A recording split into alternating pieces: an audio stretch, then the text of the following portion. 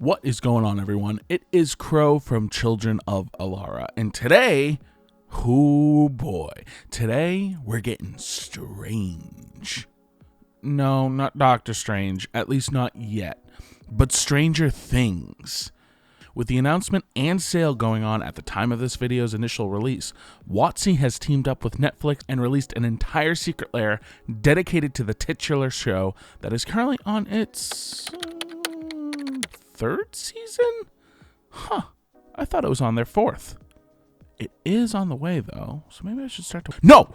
You're a Magic channel, not a Netflix channel. Though, has anyone watched Squid Game? Man, that was... What are you doing? Stranger Things Cross Secret Layer. This is the second Universes Beyond series to be adapted to Magic cards, and I gotta say, some of these are really cool. Each mechanically different in what they do, and with the Friends Forever perk, partner, there's no end to the types of decks that you can build. Today though, I'll be running through the deck tech of 11 the Mage and Mike Dungeon Master. A first for the channel, as it's a WUBRG color pair, with 11 being Grixis and Mike being Selesnya. For this deck tech, we did need a little bit of help, so I teamed up with Create Commander to brew a budget deck, something I'm not good at, but I took the challenge head on to create a deck with a $100 budget, excluding the commander and lands, of course. Now, before I begin, remember, we have a TCG affiliate link, y'all. If you want to pick up any of the cards you see today, or hell, any cards or sealed product in general, make sure you head on over and spend till your heart's content, within reason, of course. Whatever you spend, we get a small kickback, and trust me, it helps the channel out so much with keeping the lights on. Anyways, on to the video.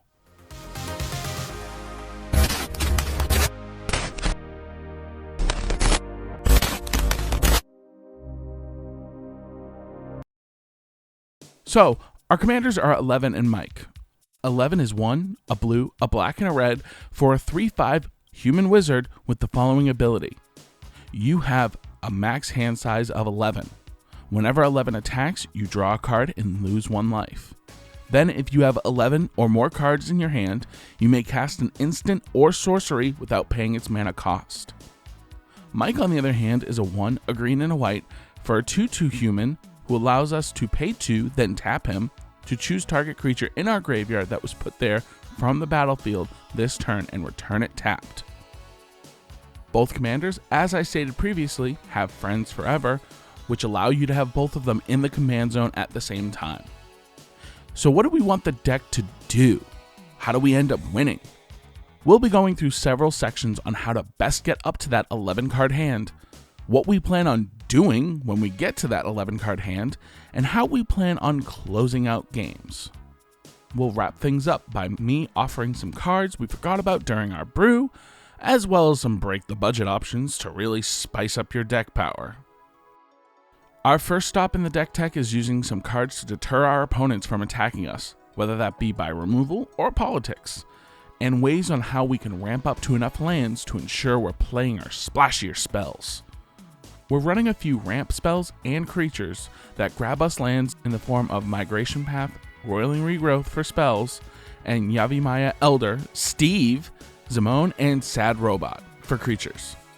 These cards allow us to grab lands, slam them down on the battlefield, and with some of them, we can even recur them with Mike to double up on their effects. Next, we have some sweet combo cards that go well with Mike. And say it with me, y'all, Evoke. Evoke is an awesome ability that allows us to pay a reduced cost for a creature that has a sweet ETB ability, but when it hits the battlefield, it instantly dies. So you know what that means. Mike is here to ensure that we get to use this effect once again while having the creature stick around for the second, and third, and fourth time around. The Evoke creatures in question are Muldrifter to draw us some sweet cards, Foundation Breaker to interact and destroy our opponent's artifacts and enchantments, and Shriekmaw to destroy non-artifact, non-black creatures. Last, we have Curse of Verbosity, which allows us to divert some attention away from us and allow us to do what we want to do, draw more cards. Next, we have the card draw section, because like I just said, drawing cards is good. First, we have Disciple of Bolas, Arcanus the Omnipotent, and Niv-Mizzet the Firemind. Disciple allows us to draw cards on its ETB, while Niv and Arcanus allow us to tap and draw one, or several cards, with Niv-Mizzet able to ping our opponents on each draw, and Arcanus able to protect itself from threats on the battlefield by bouncing himself to the safety of our hand, and as an extension, becoming another card in the potential 11. Next, we have Behold the Multiverse. I swear it's Stranger Things, not Doctor Strange. Ancestral Vision, and Pieces of the Puzzle. These cards are low-cost draw spells to help us dig through our deck and get what we need when we need it. Want to go a little bit further with card draw? Well, cue some of our other draw spells that give us even more gas in the form of Pull from Tomorrow, Dig Through Time, Blue Sun Zenith, and finally Into the Story. And if we really want to be degenerates, then we can go all the way to, 11, and play cards like Peer into the Abyss and Overflowing Insight, giving us at least 7 new cards in hand. But once we have all these cards and all this mana, what spells will we be casting for free, or just to increase our own advantage to go for the win? Well, lucky for you, we've got just the cards in the form of the go-to Ral's Storm Conduit and Expansion/Explosion combo to allow us to really cook up some shenanigans. Ormos and Lab Maniac if we find our deck just has no cards in it and we need a quick victory from the jaws of defeat. Keep in mind, even if they are destroyed, your opponent will have to board wipe because we've got Mike to bring it back. Mnemonic Deluge, a personal favorite of mine, and Stormherd for some true out of nowhere value. Hi, I'd like to cast 4 Stormherds for the potential total of 106 Pegasi? What's the term for multiple? Let me know in the comments. And Metallurgic Summonings to make all of our big cost spells into big construct threats. So that's it. That's the deck. There were a few cards we forgot about in the form of Sphinx's Revelation to keep our life totals plentiful and our hands bountiful, as well as Psychic Corrosion, which actually allows us to potentially just win full stop if we target ourselves with Peer into the Abyss. Man, that's such a good card. You can also power up the deck by slotting cards like Worst Fears, personal combo of mine when paired with Deluge, Razakath, who, hey, look at that, is also getting a Secret Lair reprint, as well as any other wheels in an upgraded land base of shocks, fetches, whatever fits your budget really. If you want to hear the full brewing session, I've uploaded the audio of the whole 3-hour-long stream. Wow, where chat really comes in clutch with building. Honestly, y'all, I had a blast. And if I can do that more with you, I want to try to. Hearing all your suggestions just gets my brewer's heart burning. If you're new to the channel, or just came here because you're a Stranger Things fan and want to know what the deal is with Magic, or a Magic fan who wants to know how to best brew around some of these fresh new commanders, then welcome.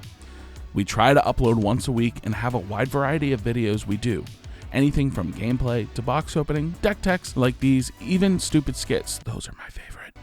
We've got a little something for everyone, and we'd love to hear what you want to see more of. So subscribe and ring that temple bell to be notified when we post. It really does help the channel and means a whole lot to me to know that you're resonating with the content. Big shout out to Crate Commander. Crate has been a personal friend of mine for some time now, and he has such an amazing mind when it comes to creating decks and presenting them in such a clear, concise manner. Honestly, if you aren't checking him out already, I'd strongly recommend so. You will not regret it. Anyways, thank you. We recently hit 900 followers on Twitter, and at the time of writing this, almost have 600 on TikTok. So we must be doing something right. Until next time, Planeswalkers of the Multiverse, I've been Crow, you've been you. I will see you on the next upkeep. Peace.